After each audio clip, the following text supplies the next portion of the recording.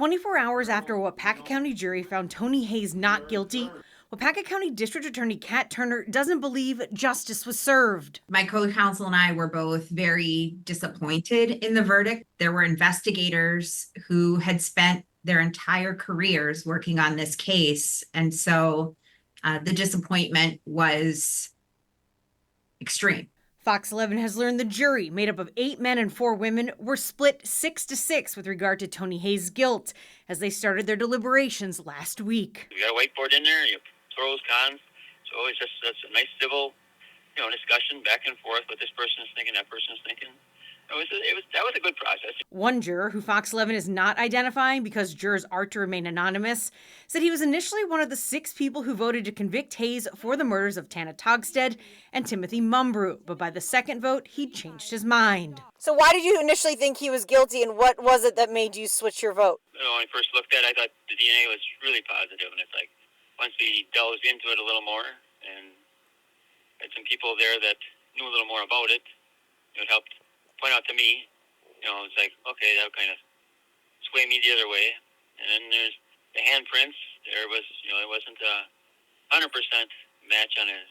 There was some doubt there for me on the handprints. The lack of physical evidence tying Haase to the scene, coupled with what the one juror told Fox 11 he believed was a questionable confession, led to reasonable doubt.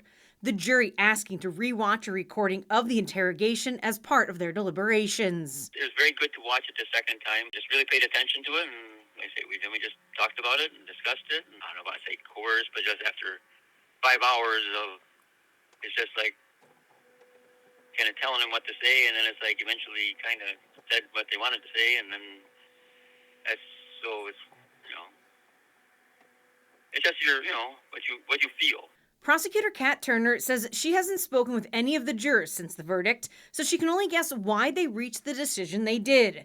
She points to the defense strategy of blaming the murders on another suspect and a pretrial decision by the judge to not allow DNA connected to that suspect to be used by the prosecution as evidence that could have swayed the jury to convict. It's possible that if they had been permitted to hear that Jeff Teal, who was the maternal uncle of the defendant, had been excluded twice by DNA analysis, once in 1996 and once more recently after his body was exhumed for further testing, that might have resolved some of the doubt for them. But I don't know that they would have made a different decision. Turner saying the victims' families are disappointed as they've been fighting for their loved ones for more than 30 years, and she believes they are ready to move on. In Waupaca County, Emily Matesic, Fox 11 News.